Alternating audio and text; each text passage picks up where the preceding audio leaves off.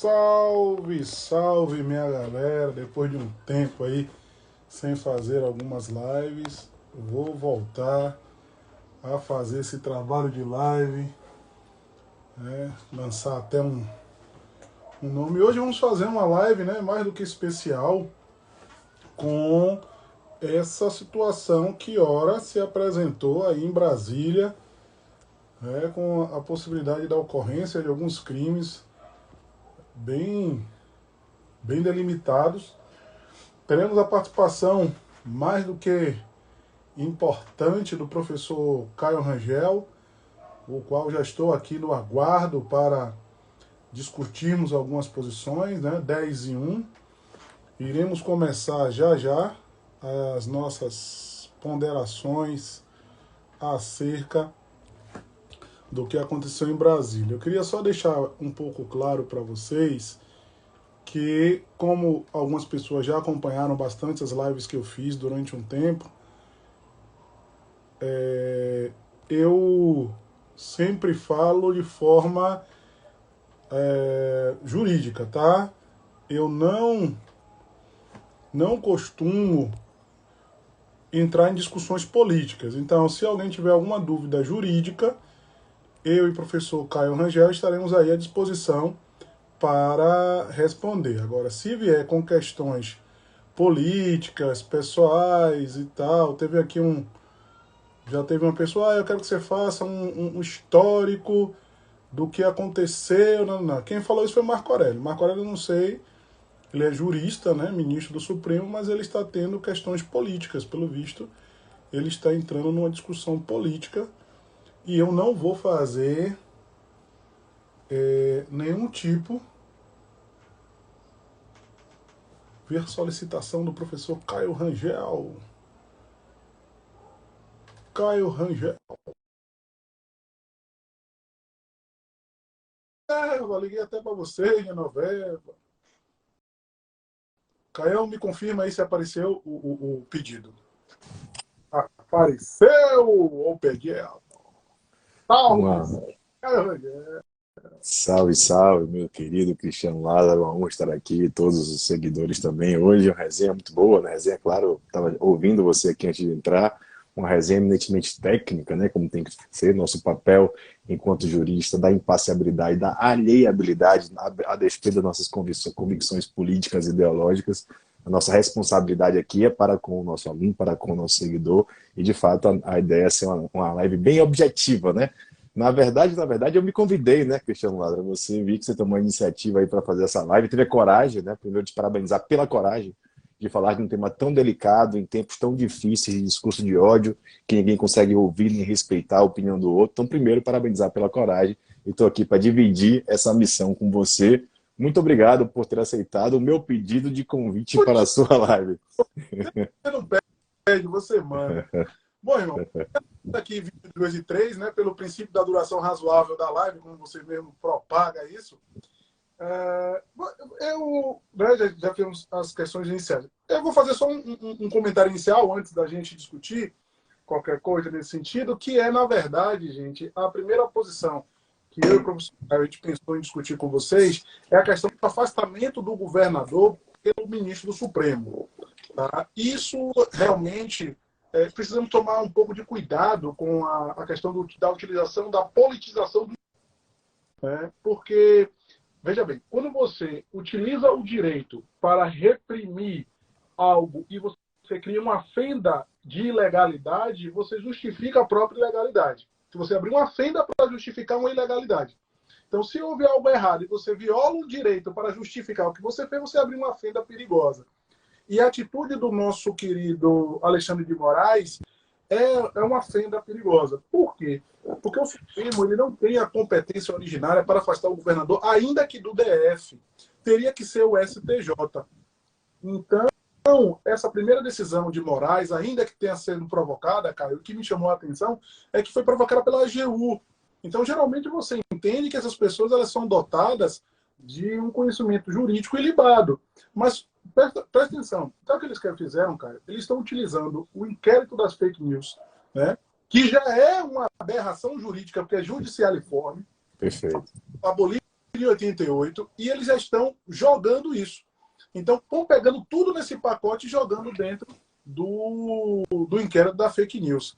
E aí está trazendo essa fenda que pode trazer uns absurdos aí jurídicos que vão acabar atingindo a todos nós. Perfeito, Cris. Só complementando aí sua análise, a gente conversou brevemente antes sobre isso. Minha opinião é inteiramente em consonância com a sua. A gente tem que tomar muito cuidado com aquilo que a gente acha justo e aquilo que é legal, né? Eu posso querer a intervenção, posso querer o afastamento, posso querer a punição de fulano, mas eu preciso atuar dentro dos limites legais. É por isso que existe um Estado democrático de direito. É por isso que existem regras, por isso que existem normas para serem, sim, cumpridas. Quando a gente cumpre um procedimento, a gente está garantindo a lisura daquele procedimento. Então, o procedimento é também garantia. Então, a despeito de concordar ou não com o eventual afastamento do governador, as regras esculpidas na Constituição Federal precisam ser seguidas. 2 pontos cruciais aí que você citou, só complementando. Primeiro, a própria competência, a atribuição. O artigo 105 da Constituição Federal, ele estabelece que o julgamento do governador, ele é feito, né, aí a princípio, nos crimes comuns pelo STJ. Primeiro vício, aí, vamos assim dizer, de competência. O segundo, aí, complementando o que você bem disse, é iniciativa, né? Houve, o que foi noticiado, pelo menos, um requerimento da AGU, e não foi do Ministério Público, não foi da Procuradoria.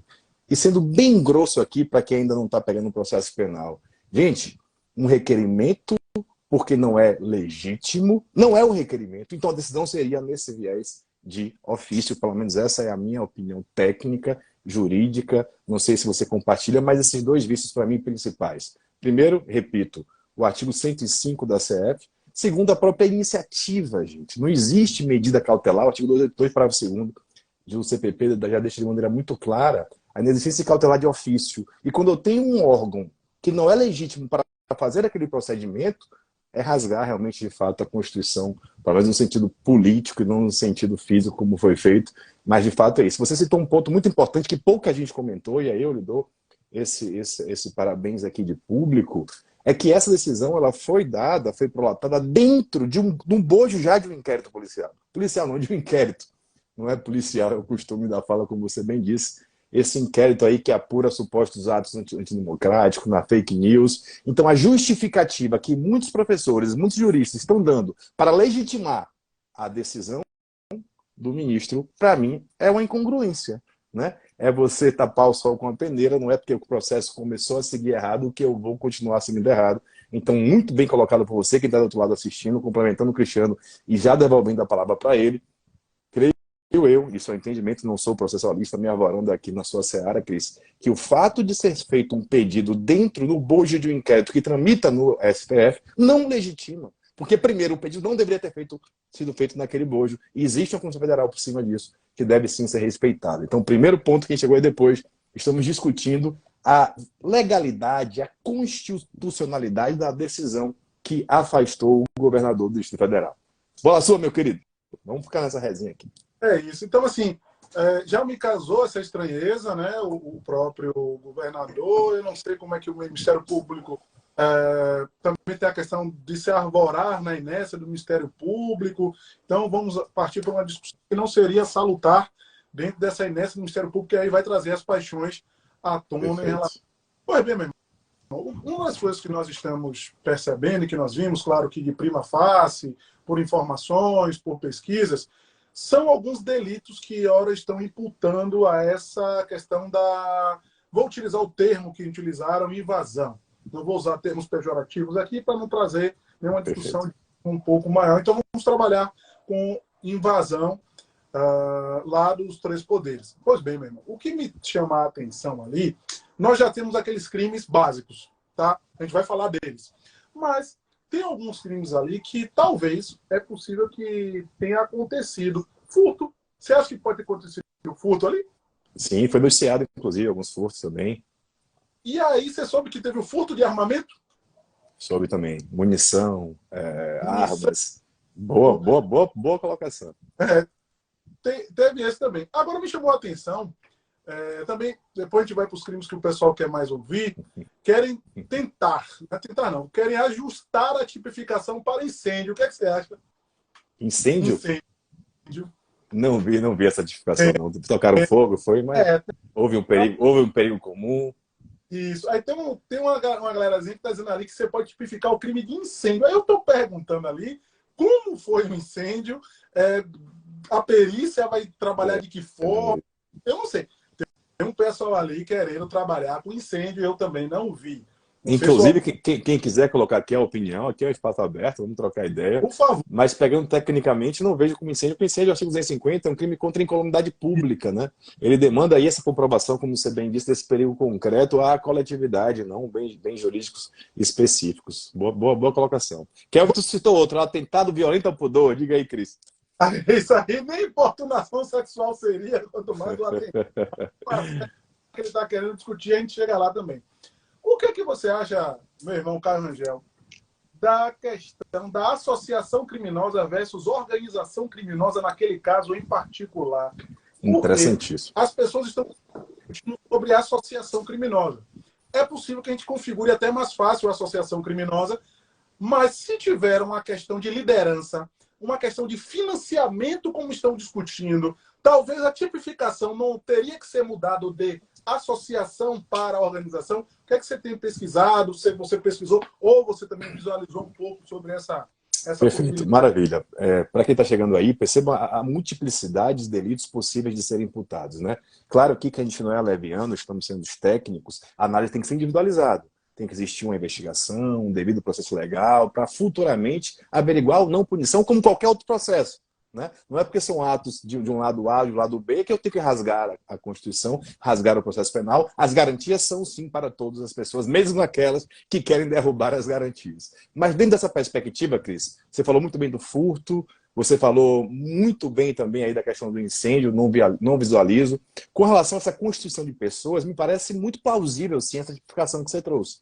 Para quem não sabe, essa associação, usando aqui bem grosso modo, ela pode ser tipificada de várias formas. Essa reunião não eventual de pessoas pode ser tipificada no artigo 288 do Código Penal, que seria a famosa associação criminosa, ou na época de Cristiano Lázaro, bando ou quadrilha, em que, em tese, associarem-se hoje, né, 3 ou mais pessoas com o fim de cometer crimes. Seria uma norma, vamos assim dizer, mais geral, mais abstrata. Essa norma ela foi especializada pela própria lei que alterou 288, a Lei 3.850, 12.850, e na perspectiva da criação do crime de organização criminosa. O crime de organização criminosa ele tem as suas peculiaridades, né? Para quem conhece aí um pouquinho a legislação extravagante. Uma delas é a partir de 4 pessoas, isso não tem nenhuma dúvida da ocorrência, mas sim crimes de maior gravidade, crimes com penas superiores aí a 4 anos. Então, de fato, pode sim configurar essa organização criminosa, mais uma vez, sem ser leviano, sem ser partidário de A, B ou C. Tudo demanda uma investigação. Naquele emaranhado de pessoas, naquele que a gente chama, Cristiano, de crime multitudinário, né? Essa influência de multidão, é dever sim do Ministério Público, é dever sim da investigação, apurar quem fez, quem não fez, quem deixou de fazer e por quê. Não pode ter aí genericamente uma imputação, muito embora possa ter ser uma denúncia, entre aspas, genérica nesses casos, mas a eventual responsabilidade exige uma individualização. Existem ali, vislumbro, pessoas que entraram a princípio sem um fim de depredação, existem pessoas que entraram com essa finalidade, tomada de poder, enfim, isso a gente vai discutir ao longo da live, mas perfeito, não tinha pensado nisso não, concordo plenamente aí com o que você trouxe da possível tipificação, além de outros, né? Não, mas a gente vai chegar. Estou caminhando só para os que... Devagar. A galera já quer ir para o 359. Eu deixei até um aqui, ó. Ilustres mestres, em relação à suposta leniência ou conveniência da SCP do DF, qual a leitura? Calma. Vamos chegar na discussão de não, vamos chegar na discussão de desobediência. Calma. Os que vocês querem ouvir, vai chegar lá. Não, tem a peça, não. Tem um tempinho ainda de live. Um ponto só aqui, só para complementar. Acho que muita gente está aí agoniada para ouvir as justificações, mas a gente precisa separar muito bem 2 grupos. A gente precisa separar os grupos dos invasores, né, como você nomeou aí, do segundo grupo de eventuais autoridades omissas. Né? São tipificações bem distintas a princípio, a gente pode, de maneira direta aqui, depois especificar, mas sim é uma grande discussão. E a galera está perguntando já do terrorismo aí. Segue o bar. Calma. Terrorismo a gente vai chegar já. Sabe, você falou uma coisa interessante. Na seara processual, como todo mundo sabe, no artigo 41, fala sobre os requisitos da denúncia. A discussão vai ser bem tranquila e o Ministério Público, com toda a licença, creio eu, que não vai cometer nenhum deslize ao se denunciar alguém, porque você tem a denúncia genérica, essa não pode. Não. Você pode fazer a denúncia geral. Perfeito. Na denúncia geral, eu vou conseguir dar a ideia específica do que as pessoas fizeram. A partir daí, dentro do processo, aí decorre o 29. Então, cuidado com as pessoas que estão achando que não pode haver a denúncia, porque não individualizou a conduta de todo mundo. Não é assim. O STF permite que a denúncia geral. Em crimes multitudinários. Fatos mais visíveis, vai tipificar as condutas e depois você vai individualizar no curso da instrução criminal. É um salve-se quem puder para a defesa. Porque se a sua defesa não fizer o seu salve-se quem puder, ela vai acabar tomando várias pancadas em relação às condenações. Então, pessoal, essa questão da denúncia, ela vai ocorrer, ela vai ser denúncia geral, depois você dá uma pesquisada sobre a legalidade da denúncia geral, principalmente nos crimes societários ou nas multidões delinquentes, você vai conseguir entender direitinho essa posição em relação a essa. Bom, outro crime, meu irmão, que eu vi poucas pessoas comentando, mas que vamos ver se é possível na nossa análise aqui rápida. Incitação ao crime, artigo 286. Show de bola. Você é um fenômeno. Visualizar essa incitação ao crime nessa discussão, que é publicamente ainda. A propósito, antes de só, tem um baiano que fez live lá, tá sabendo? Não. Um ex-BBB do BBB1, fez diversas lives lá. Foi mesmo? Dentro do cenário, subindo, participando. Então, o que você acha de incitar publicamente aí essa questão do 286, essa possibilidade de... Outro gancho interessante aí, a galera e Antônio já falando, todo mundo comentando, fique à vontade, gente, estamos ainda começando a aquecer, falamos um pouquinho da parte do afastamento do governador do DF, começamos com as tipificações alheias, ainda incidentais, vamos assim dizer, acessórias, não chegamos nas tipificações principais, mas de fato sim, o 286 para mim é muito plausível. Para quem não sabe, o Código Penal, dentro do rol dos crimes contra a paz pública, essa tranquilidade pública, ele tipifica sim expressamente a conduta de quem incita publicamente a prática de um crime. Olha que ponto interessante para quem está estudando para concurso, OAB, faculdade. A própria lei, que tipificou hoje no Código Penal os crimes contra o Estado Democrático, ela trouxe um parágrafo no artigo 286, Cris, para tipificar especificamente essa incitação com relação às Forças Armadas. Então, com certeza, pelo menos essa é a minha concepção, o artigo 286, principalmente no seu novel parágrafo, ele pode muito bem ser tipificado. Baixei aqui, diz o artigo 286, parágrafo único, você concurseiro ou abezeiro que não sabe disso, lei nova. A lei que alterou artigos no Código Penal, acresceu dispositivos penais, também trouxe um parágrafo único do artigo 286, que diz assim, incorre na mesma pena da incitação quem incita publicamente animosidade entre as Forças Armadas ou delas contra os poderes constitucionais, as instituições civis ou a sociedade. Então, ao que parece, alguns manifestantes, como você citou, invasores, parece que leram alguns dispositivos do Código Penal para tentar se amoldar a alguns deles. Então, claro, falando mais uma vez aqui, tecnicamente, o artigo 286, em especial, o parágrafo único se amolda perfeitamente. A roupagem dele cabe muito bem, repito, em alguns atos, em algumas pessoas. Porque vai ser complicado depois de um tempo. Principalmente esses que fizeram lives, essas coisas estão bem probatório contra eles. A internet como fonte, né, de probatório, se fosse no direito do processo penal, você tem a teoria das confissões esporádicas, né? Então, quando o camarada dentro do Supremo, dentro do Congresso, ele praticou uma confissão esporádica que ele mesmo produziu, não foi nem captado por uma câmera lá nos órgãos e tal. Mas tem, né? Paciência. Massa. Internet assim, mais tranquilo para a gente já começar a discutir. Voltou aí? Tá de boa? Vá. Pronto. Outro também para a gente discutir aqui rapidinho, o jogo rápido. Maus tratos animais. Depois a gente vai para lesão corporal. Esse eu não vi, não. Teve também, foi? Teve uma situação, algumas situações, inclusive passou na mídia, que pegaram cavalos, né, da polícia e maltrataram, bateram, cegaram até um dos cavalos lá. Foi brutalmente agredido. Os cavalos foram agredidos. O policial que estava montado foi derrubado e eles atingiram os cavalos também. Sem dúvida.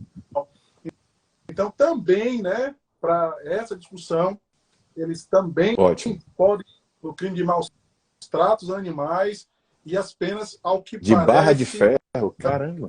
Não vi, não vi. foi complicado. Oh, Aí a pessoa tentando é, paradrapo no cavalo, porque machucaram muito. Acho que chegou a cegar, alguma coisa assim, atingiram o olho do animal. Foi um negócio meio complexo. isso não é manifestação, né? Convenhamos. Aí, ó, o cavalo foi ferido, foi bem, É, bem complexo. me diga uma coisa, Cris, complementando aí, e dano, você acha que pode configurar um crime de dano? A gente vai chegar no dano qualificado e no dano. Mas de lesão, a gente vai chegar, porque eu vi isso. Lesão corporal. Você visualiza a lesão corporal? Visualizo. Tivemos alguns confrontos ali, inclusive com algumas autoridades, né? Algumas autoridades que tentaram impedir. Vi também confronto interno, vi alguns vídeos de confronto interno. Felizmente não vi o do cavalo aí, mas vi alguns vídeos de confrontos internos que poderiam sim identificar como crime de lesão corporal, o que dá uma multiplicidade realmente de identificações, né, gente? Nada impede que haja concurso de crimes, tá, gente?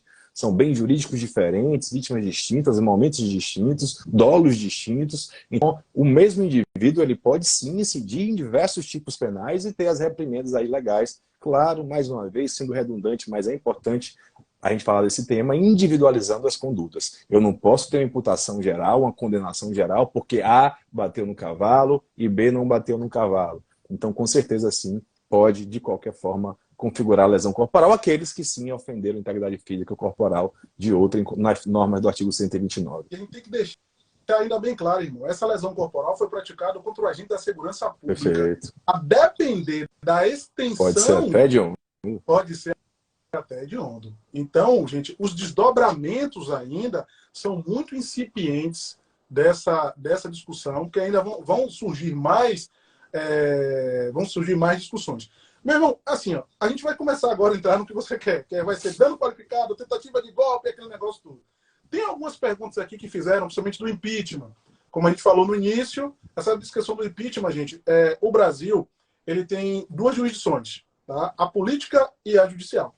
A questão do impeachment vai ser uma discussão política, tá? Vai ser uma discussão política dentro do próprio DF, tá? As pessoas lá, o legislativo de lá que tem que discutir se vai ou não afastar ele, tá certo? Então isso vai ser uma discussão política, tá? Você tem as instâncias, como se fosse o impeachment do presidente. Julga o Supremo, 102, e o Senado é que julga ele na questão política. E aí vai. Você viu alguma outra pergunta interessante? Acho que alguém... achei interessante uma colocação aqui, Cris, que a gente até relatou no início. Claro, qualquer pessoa que esteja sendo presa tem que passar por um devido processo legal, precisa colher elementos de informação suficiente. A prisão preventiva ela tem que estar fundamentada com base no artigo 312 e seguintes. Não importa qual o crime seja, não importa quem seja acusado, somos aqui defensores ferrenhos, claro, dos direitos humanos, do processo penal. Então foi noticiado também, Cris, pegando o gancho, que alguns desses presos estariam em condições insalubres, alguns desses presos estariam aí sem uma ordem judicial, enfim, claro, tudo tem que ser apurado, não tenho aí constatação disso não. Você viu alguma coisa a respeito disso? Não, eu soube que todos passaram por audiência de custódia, passando já pelo houve? ML. Os advogados de lá estão bem, então os advogados hoje de Brasília devem estar... É onde acolheram 1.200 pessoas presas, foi isso que eu só fiquei na dúvida. Caramba! Até o audiência de custódia. Pelo visto, a maioria houve a conversão em preventiva. Pelo que eu vi, passaram por custódia e a maioria foi decretada a preventiva. Tá? Mas a início está tudo regular, né? Tudo regular no sentido de prisão, flagrante, ML, custódia. O meu questionamento jurídico é onde se colocar 1.200 pessoas presas num curto espaço de tempo é a questão que depois a gente vai discutir e vai observar como isso... Tem que respeitar as garantias, a dignidade. O direito que é atingido com a prisão é a liberdade. Ponto final. Aí nós vamos caminhar sobre isso. Bom, como era uma multidão sendo impossível verificar as pessoas praticarem os crimes, pode imputar... Bom, a gente discutiu isso já, minha amiga, porque o próprio STF ele já discute a possibilidade da denúncia geral, não é genérica. Algumas pessoas você consegue individualizar. Caio, só uma questão interessante. A Polícia Federal e a Polícia, né, do Distrito Federal, elas estão fazendo, meu irmão, perícia em material orgânico que foi depositado pelas pessoas que estavam lá. Algumas pessoas fizeram necessidades biológicas e a perícia vai discutir DNA da pessoa nesse sentido. Então, a pessoa vai ser meio complicada. A defesa, o processo de defesa dessa situação vai ser herculano.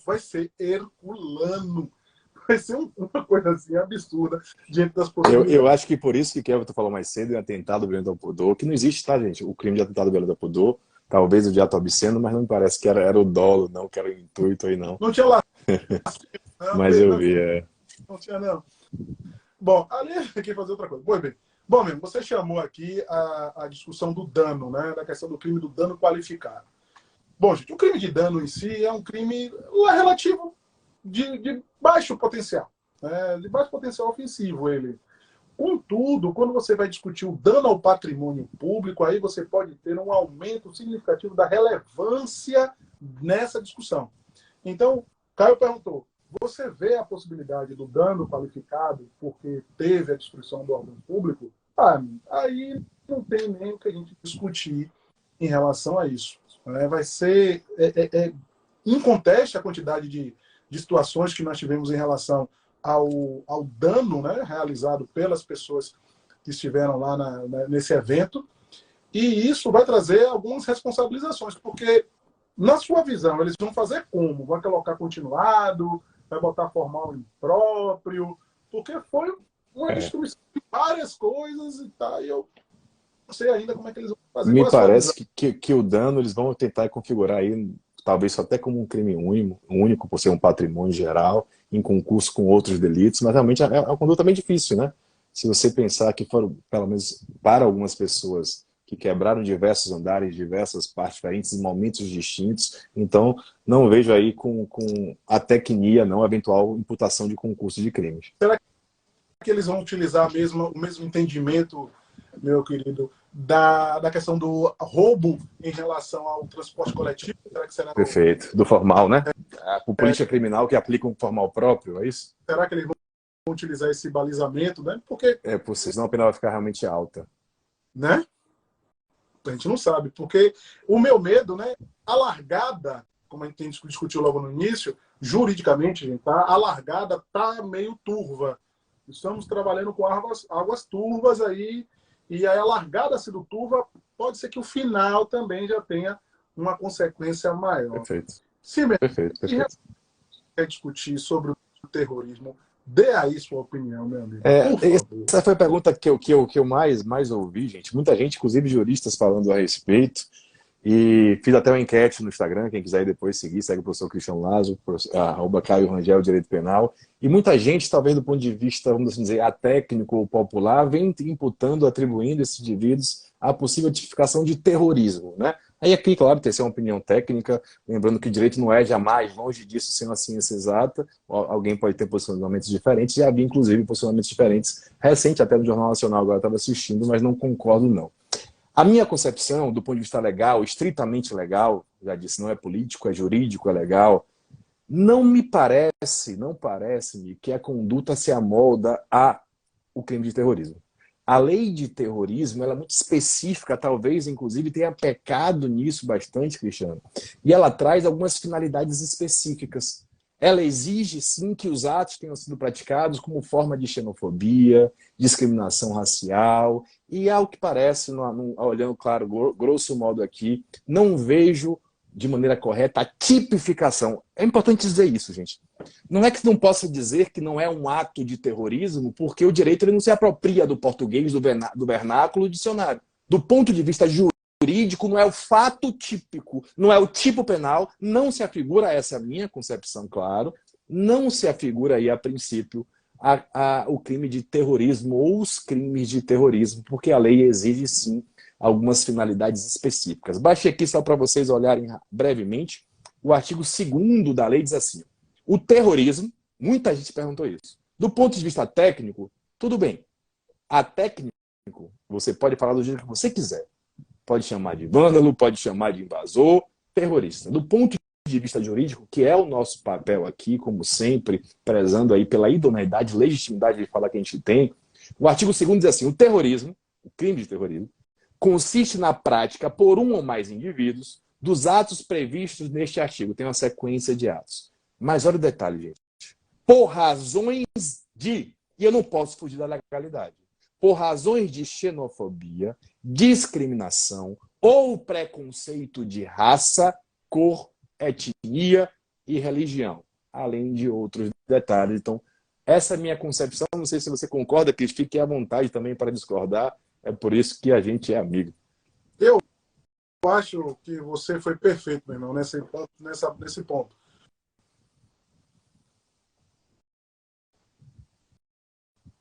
Fui para a lei. Eu fui para a lei para justamente entender de onde estavam tirando essa ideia do terrorismo em si. E você, mais uma vez, foi brilhante quando você disse que o fato de eu utilizar a nomenclatura terrorismo, isso não quer dizer que eu vou amoldar ao tipo penal do terrorismo. Porque justamente aqui, quando a gente for discutir isso, e o professor Caio foi perfeito, gente, finalidade específica. O dolo, ele diz o dolo, qual é a intenção do indivíduo em si. Então, o caso concreto não há uma discussão de cor, de etnia, de raça, não, de religião, não. Não está tendo essa discussão sobre isso. Então, o direito penal ele não vai ser utilizado a botão nesse sentido para você já querer colocar como terrorismo e aí todas as questões processuais e materiais do crime de terrorismo. Porque, cara, na minha visão, quando eles buscam fechar na tipificação do terrorismo, do crime, eles estão buscando, na verdade, as consequências jurídicas desse como terrorismo. É puxado. Né? A gente sabe que complica um pouco mais as questões jurídicas do terrorismo. Então, é uma visão que precisa ter muito cuidado, precisa as pessoas começarem a observar que quando eu quero ampliar para o outro, eu estou ampliando para mim dentro de um contexto perigoso, e isso me traz alguns... Se eu rasgo a regra contra o inimigo, eventualmente a regra vai ser rasgada contra mim também. Então, não existe. Não é porque A, B no polo passivo, ativo, as regras são as mesmas. E Antônio já está jogando aí na missão. Vamos chegar lá, Antônio. Fique tranquilo. Ah, tá. Ele quer...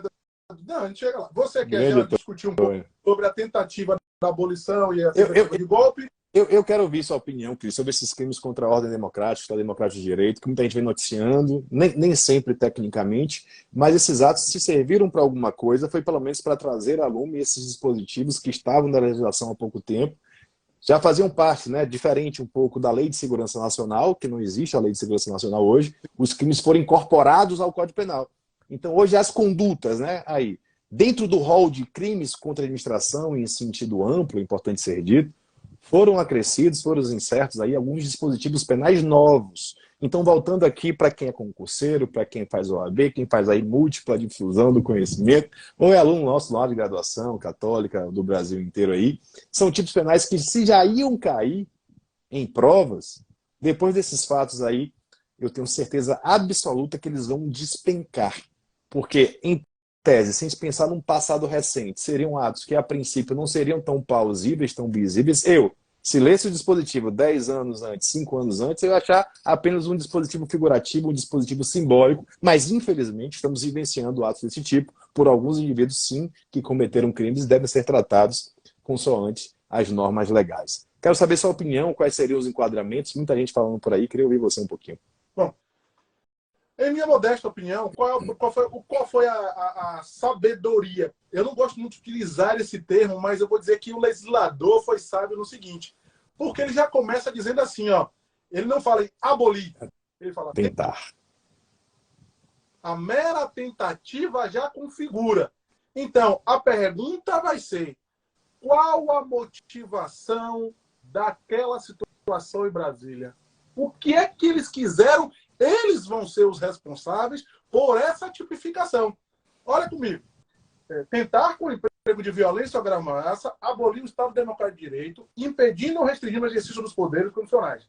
Nesse caso aqui, como houve a depedração dos 3 poderes, executivo, legislativo e judiciário, você tem um impedimento do exercício, ainda que de forma intimidatória. Então, nesse caso, essa tipificação eu não vejo como distante.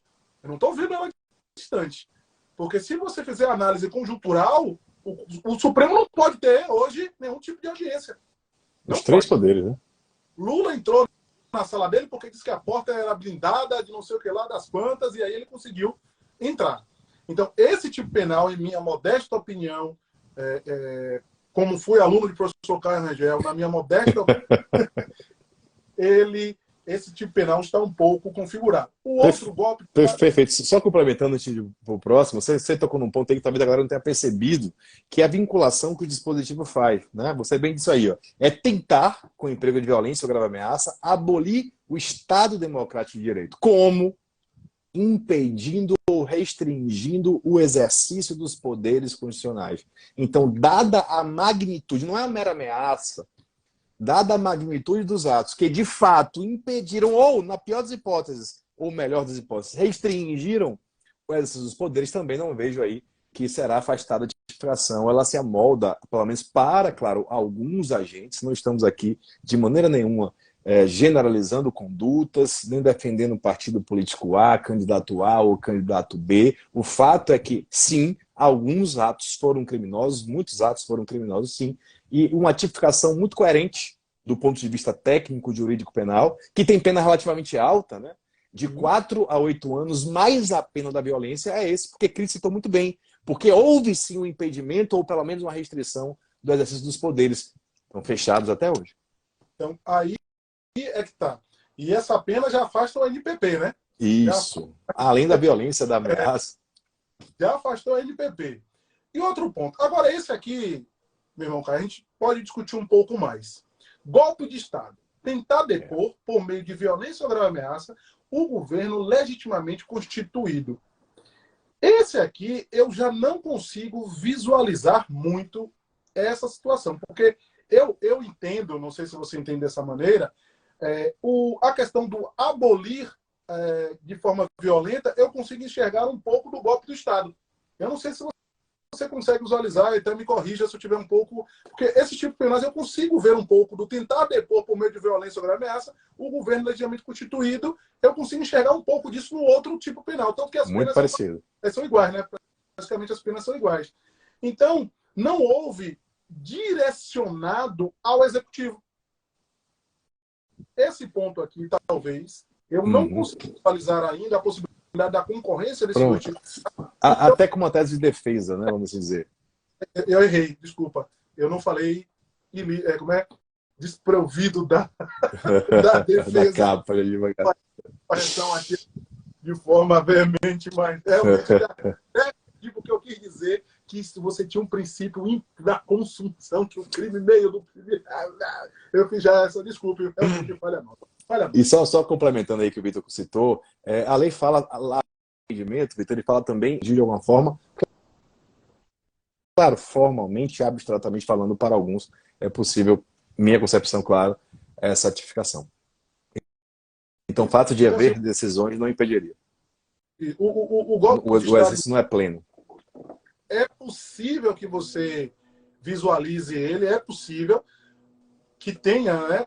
Porque a questão foi que não houve um impedimento, na minha concepção, não houve um impedimento direcionado ao executivo. Então, a questão foi muito mais a questão da abolição do próprio Estado de Direito, foi muito mais forte nesse contexto que ora se apresentou. Não sei se você concorda comigo, peço desculpas pela linha quase que defensiva da minha explicação. Não, na verdade, a gente tem uma linha parecida, que apesar de eu não estar na advocacia criminal, eu sempre sou a favor das garantias, sempre sou a favor da correta tipificação penal. Então, não estamos aqui querendo imputar um crime a mais, imputar um crime a menos. Estamos fazendo, claro, opinião. A opinião pode ser diversa.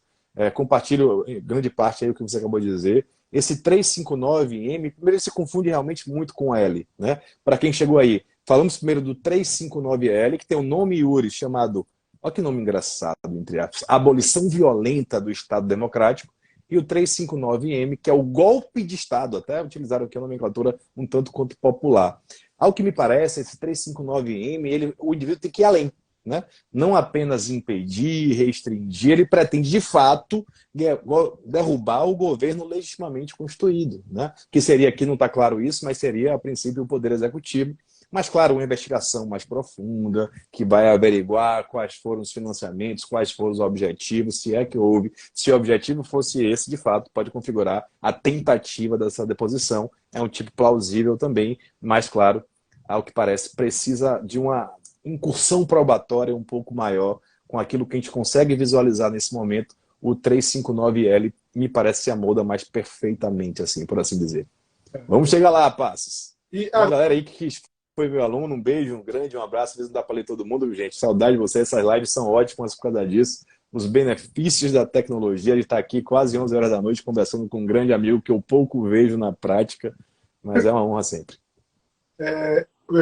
a questão aqui, uma pessoa perguntou, só para a gente fazer um comentário rápido. O ministro Alexandre de Moraes estaria suspeito por conta da depredação da sala dele? Adriele, na verdade, a suspeição, tecnicamente falando, ela dá a ideia da ausência de imparcialidade. Nosso Código Penal ele é claro em relação a isso, porque o jurista, o juiz, ele é equidistante, ele é perto e longe das partes, ele está um pouco acima para resolver as questões. No caso de Alexandre de Moraes, a ideia, né, é como a gente já falou desde o início. O inquérito da fake news, na verdade, ele é judicialiforme. Então, a imparcialidade de Moraes, tecnicamente falando, ela já existe desde o início. Então, Moraes não é suspeito, ele é super suspeito. Não tem como, porque tudo recaiu sobre ele, a discussão sobre ele, as decisões que ele tomou anteriormente, e essa última decisão, então, que a AGU não é parte, né? A legitimidade. Não faz sentido isso aí. Precisa discutir aí a legitimidade, as partes, né? A questão das condições da ação do processo penal. Parte legítima, a AGU não é. Ele utilizou, como o professor Caio falou, o poder geral de cautela, que não se aplicaria para afastamento, que é uma medida cautelar diversa da prisão do 319 do CPP. Quer dizer, a gente não vai entrar nesse, porque vai acabar. Só esse afastamento, à luz do direito penal e processual penal, junto com um pouquinho do direito civil, isso aqui acaba meia-noite. Que aí vai fazer algumas incursões importantes nesse sentido. Massa, um abraço aí, Adriele, aluna do EAC, do Expert em Audiência Criminal. Obrigado aí pelo carinho, está sempre por aqui. Então, vários professores, Darlan já passou, Cleidson passou aqui, Barbato passou. Martinez, meu querido Rick Geografia, novo advogado aí, em breve, amanhã, se Deus quiser. Satisfação! Queriam mudar o mapa, vou, professor, mas está tudo certo. Janine Gonais está aí também, um beijo. Gonais, meu mulher também está. Pelos dois para dar o dia pra gente. Faça a sua média aí, velho. Já fizemos todos. Faltou mais algum crime que a gente falou? Tá faltando assim, a gente dividiu, para quem chegou depois, em dois grandes grupos, né? O grupo daqueles indivíduos que adentraram, e temos que falar um pouquinho das autoridades. Aí. Isso. Muito bem. Comece. Já que você lembrou. Vamos lá. Primeiro, né, gente? A gente conseguiu separar aqui muito bem, visualizar. Claro, o direito penal é individualização, sempre. A gente consegue visualizar de maneira muito específica dois grupos de pessoas, por assim dizer. Temos primeiro aqueles invasores, né? Aqueles indivíduos que adentraram aí a praça, enfim, ao local, e praticaram alguns, sem número de crimes, fazendo aqui, grosso modo, Cris, uma revisão breve. Falamos em crime de lesão corporal, em crime de maltratos a animais, em crime de dano, em crime, não estou lembrando mais aqui, em crime do 359L, 359M, maus tratos, incitação ao crime, incêndio, porque eu não vi, mas poderia ser tipificado segundo alguns. Então, sim, vários crimes que foram praticados por alguns, mais uma vez, a investigação. Perguntaram aí mais acima, tem que ser robusta, tá, gente? Não é pelo número de pessoas que eu posso fazer uma condenação com base genericamente, de jeito nenhum. Furto também, Elaísa, falamos aí mais cedo. E agora passamos já encaminhando para o final, dado a adiantada hora, muita gente querendo dormir aí. Outra análise muito bem feita é com relação a eventuais autoridades que supostamente foram omissas, né? Foi noticiado aí nas últimas horas que algumas autoridades policiais e outros agentes públicos teriam se omitido ante esses atos antidemocráticos, ante esses crimes aí praticados por alguns delitos. Grosso modo, grande Renatinho Barros, meu irmão, um grande abraço, já caminhando para o final aqui, do ponto de vista dessas autoridades omissas. Primeiro, a omissão ela é relevante sim para o direito penal.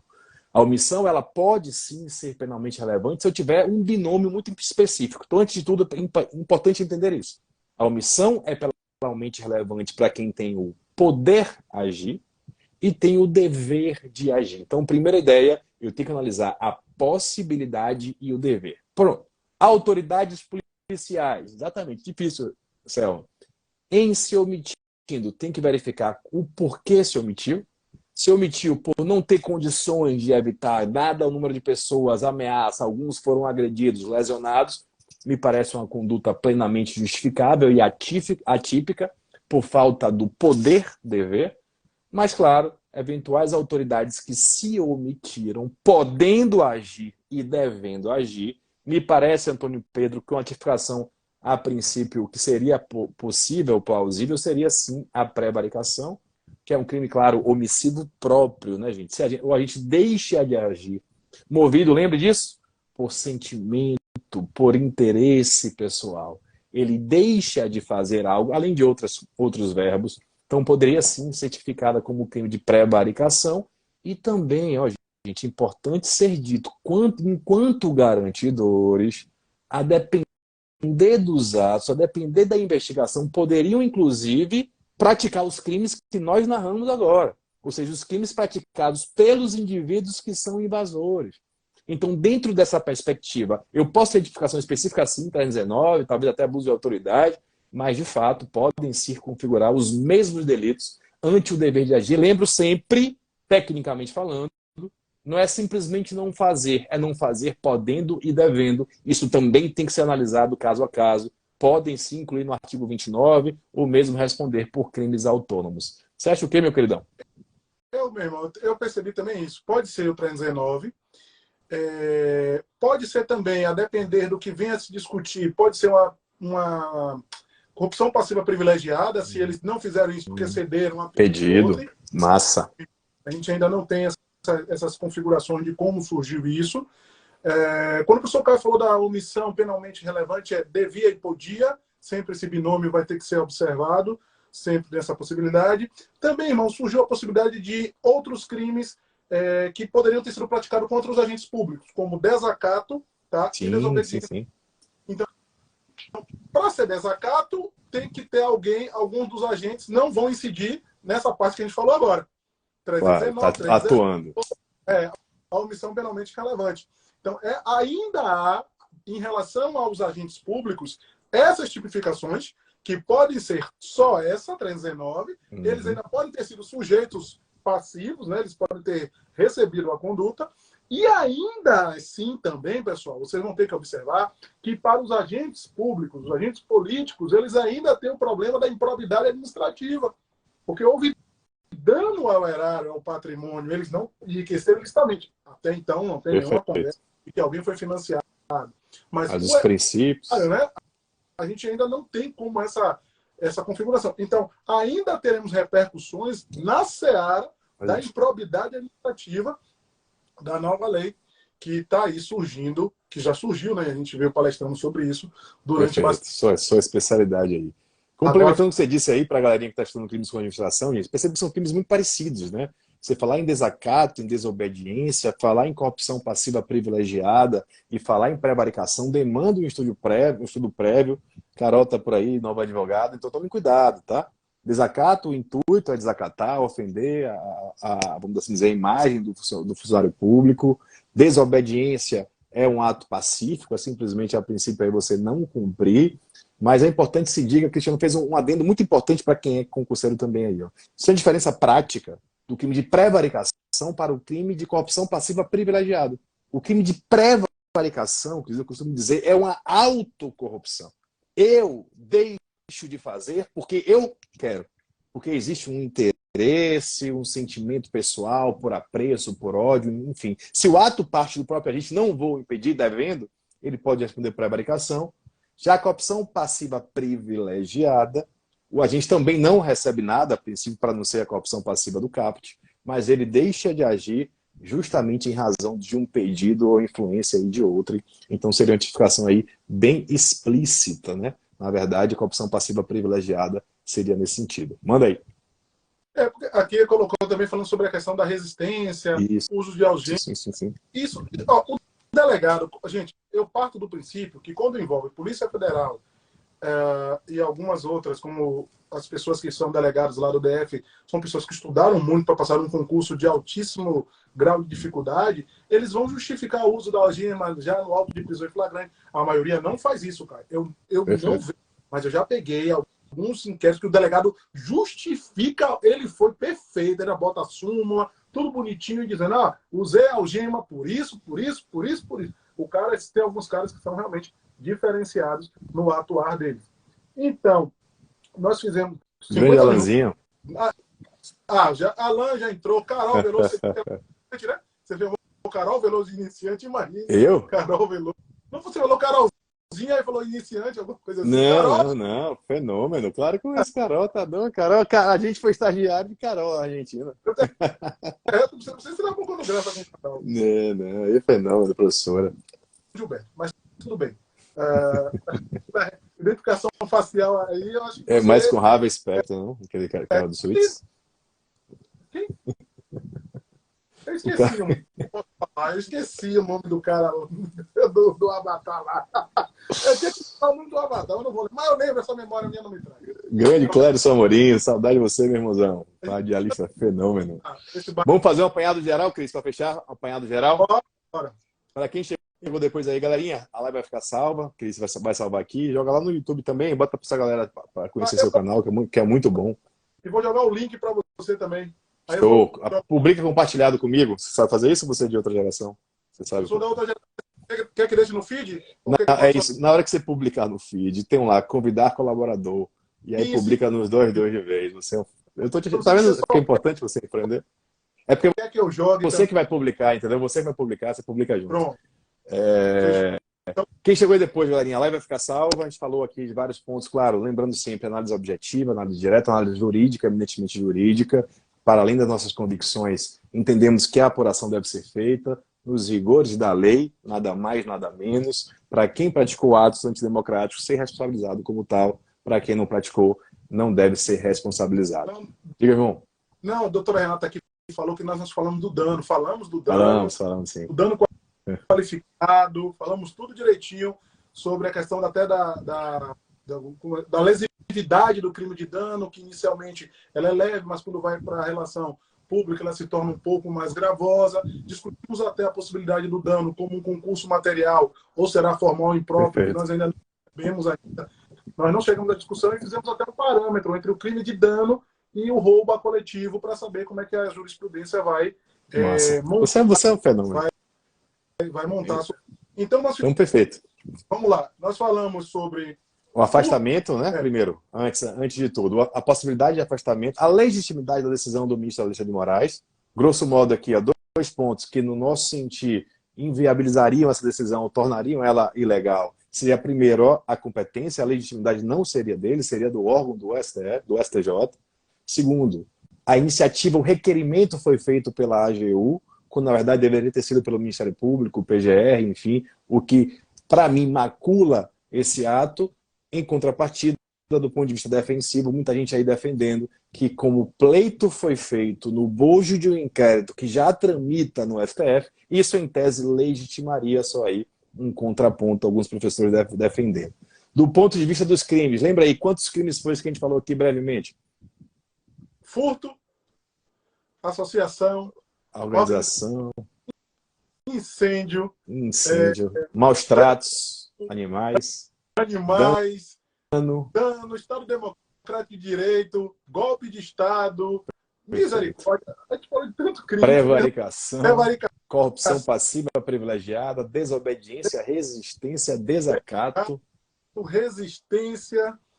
Falamos um pouco da questão do flagrante, da legitimidade do flagrante, da questão da nossa preocupação em relação a 1.200 pessoas presas em pouco espaço de tempo, onde elas estão sendo colocadas.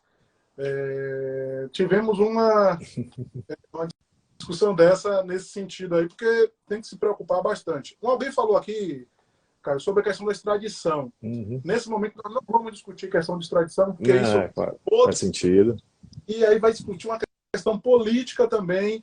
A gente pode fazer depois, mas aí vai ser uma outra discussão. E imputações de atos, de eventuais atos de ex-presidente, não foi noticiado nada, a gente não pode querer imputar alguém sem qualquer comprovação, né?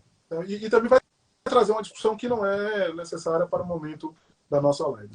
Lesão corporal ainda. Lesão corporal ainda, a gente discutiu ainda a ampliação da lesão corporal para a questão dos militares, né, que é um servidor que tem a questão básica sobre isso. Então, meu irmão, uma satisfação imensa, muito obrigado por ter querido entrar. Peço desculpa, velho, invadindo seu horário aqui, você tinha se organizado todo aí.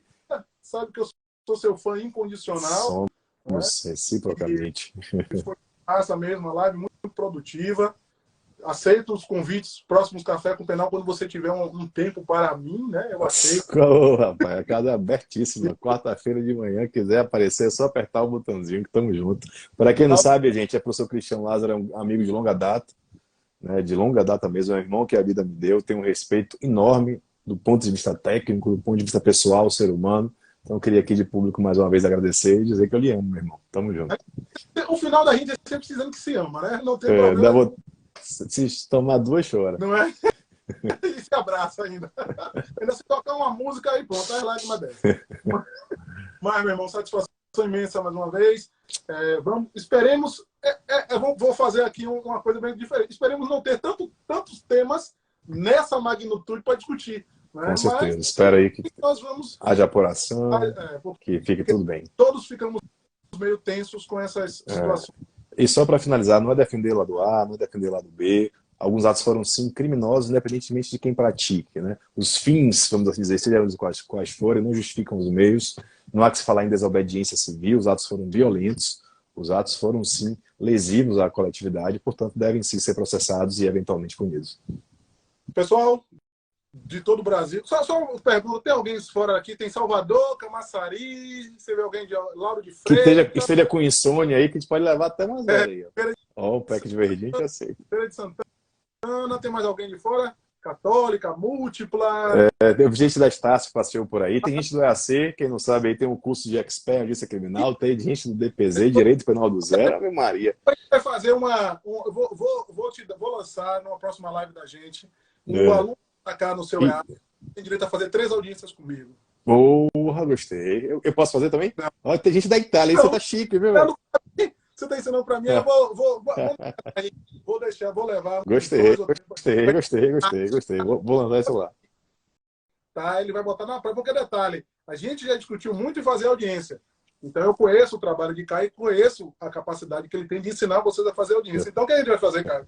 Vamos depois discutir a possibilidade de você que vai escolher a metodologia, e eu vou pegar o processo no dia da audiência, já para o cara ficar nervoso. Vou jogar para você, você faz, olha, vai fazer audiência lá com o cara.